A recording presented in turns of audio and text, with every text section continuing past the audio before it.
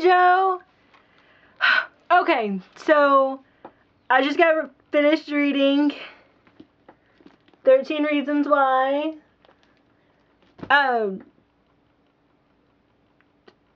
The book is beautifully well written. Jay Asher does a fabulous job talking about such a touchy subject. If you haven't heard of the book, it is about a girl who commits suicide and leaves 13 tapes for the 12 people that she thinks somehow impacted her suicide in some way. When I first heard about this book, I didn't have any interest in reading it whatsoever, but I was finally talked into reading it, so I read it, and this is my review of it, and also my thoughts on suicide. So it's going to be a cheerful video! Anyway, so in 13 Reasons Why, you follow Clay Jensen, a junior in high school whose crush just committed suicide. You also get to hear from the girl who committed suicide herself, Hannah. She leaves cassette tapes, which I really hope that you guys know what cassette tapes are. Otherwise, I will feel extremely old because my car still has a cassette player. So, you know. So she leaves these tapes for the people, and they have to mail them to the next person in line. So when Clay finally gets them, he's, I think, 9th. He might be 10th. I can't remember right off the top of my head. But he has to listen through all of the tapes to finally get to his. And then he has to listen past his to get to the end and see what happened in the last days of her life. When you hear Hannah's story, and you have Hannah's story and it's broken up by Clay's reaction to Hannah's story, Hannah had a hard time of it in high school. She was new her freshman year and automatically got started off in the wrong crowd with a bad reputation because of a rumor that her boyfriend started. So I think we all know about rumors and how they can ruin your life. I know outside of high school that seems trivial, but when you're in high school, rumors can ruin your reputation, and your reputation is what you have in high school. That's all you have. You are who everybody thinks you are. That's basics of social psychology. But for Hannah, this one rumor snowballed and caused so many other things to go wrong in her life. It caused her to lose one of her friends.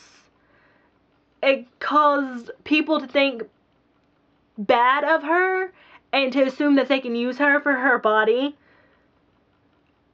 And she felt like there was no one to talk to about this. She felt that all the people that she hung out with were fake and only used her to seem cooler or used her for a ride or what have you.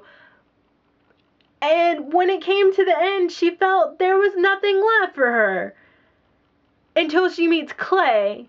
Or not meets him, but talks to him. And she says that if she had met Clay sooner, maybe talked to him and shared with him sooner, that she might still be alive. And Clay says the same thing. He said if only he had talked to her, if only he wouldn't let that reputation that she had scare him away from her, because he really wanted to get to know her, but he missed out. And that's the whole story. I mean, that's just what high school is. People scare other people away because of their reputations. And usually the reputation is so unwarranted. I had a questionable reputation in high school, but I was the kid that sat in the back of the class and never said anything to anybody. So, I mean, just high school in general is such a tough time, and just, feelings. But like I said, 13 Reasons Why is masterfully written. It is beautiful. It's very thought-provoking, and it'll make you want to treat people better. It'll make you want to make connections to people and want to really get to know them. And it'll also make you more aware that suicide happens. I'm willing to take a guess that everybody watching this video has heard of someone they know or someone in their school or something committing suicide. I know my senior year in high school, 4 people committed suicide, and it was tragic. But in retrospect, looking back, there were warning signs for each one of them, and if someone had stepped up and did their part and helped those people, they might still be alive today. And that's what I'm urging everybody that's watching this to do. If you know someone that is having suicidal thoughts, if you're having suicidal thoughts, or if you think someone is having suicidal thoughts, urge them to get help. There is help out there. You can go to 1-800-SUICIDE or hopeline.com. There are counselors you can talk to. You can talk to teachers, parents, classmates. You can talk to religious officials in your community. You can even go online to support groups. And people will help you. People want to help you because you do matter. What you say, what you think matters. So if you need someone to talk to, I urge you to find someone to talk to.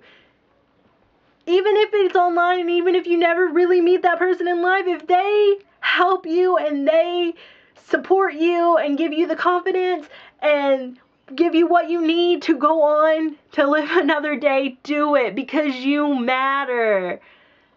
Everybody matters.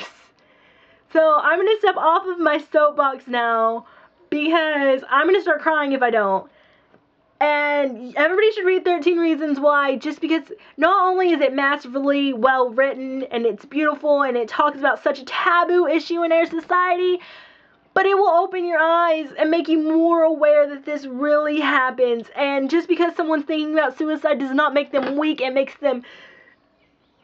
It means they need someone to talk to, and they need someone to share that will comfort them and understand, or at least try to understand what they're going through and let them know that they're not alone.